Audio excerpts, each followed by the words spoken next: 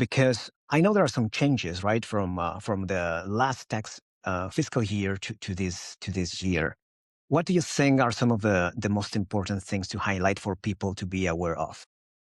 Yeah, actually, the changes for this year are helping us like Mhm. a lot, especially to the people that receive W-2s. For example, one of the most, well, the most important one is the standard deduction. It Mhm. increases this year to the inflation is 7.9% more in every case. Wow. Yeah, so that's great. That is going to help us a lot. Another really good one is that you're not going to pay taxes on your overtime or your tips anymore. Ah, is there a limit for the tips, for example? Yes, for the overtime and tips, the limit is 25,000 if you're married filing joint, but if you're single, it's in both cases. So that is great. Now, what we have to remark in here is that W-2s are not designed in 2025. Were not designed for this one, for Mhm. this change. So we have to make sure that the person that is helping you to file your taxes is including this information in your 1040. That way, you're gonna be able to deduct your taxable income.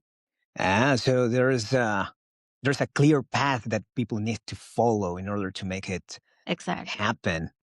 That's great news, especially for this area. There's a lot of restaurants, service related businesses, and a lot of people. They really get a lot from tips.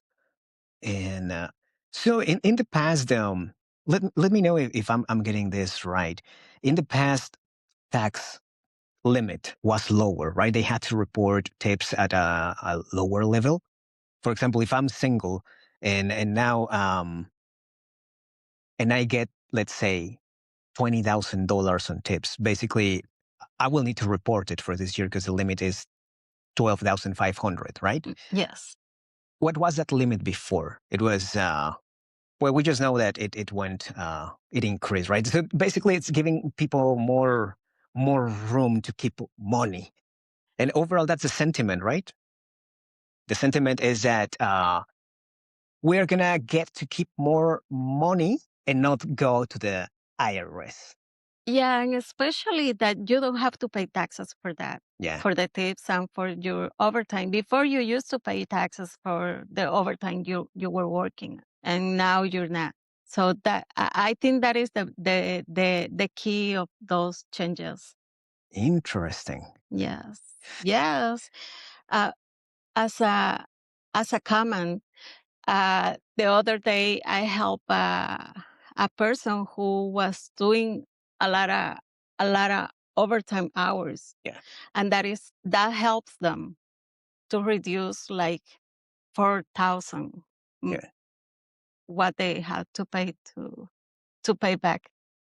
Let me see if I get the concepts right. When you say it helps them reduce, there's something called like a taxable base. It's basically the amount of money where the IRS is going to charge, is going to ask you to pay taxes, right?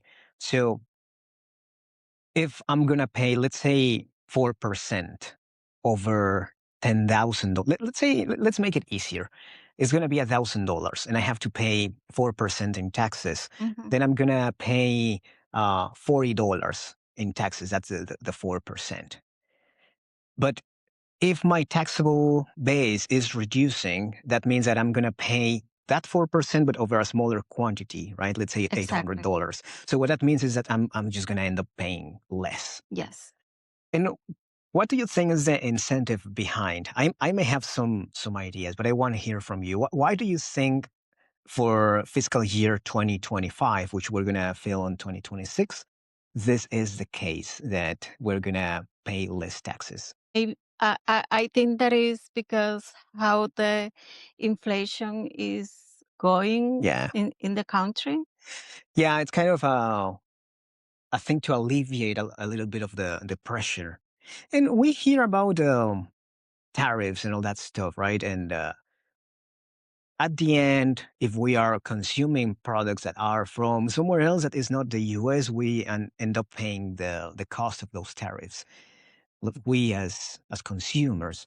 So my feeling, my guess, it's also that this is a measurement to try to alleviate that stress. And like like everything is getting more expensive. Taxes, property taxes went up.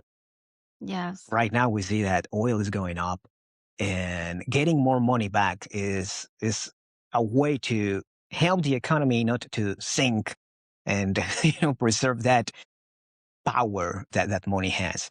So I think that's a smart move.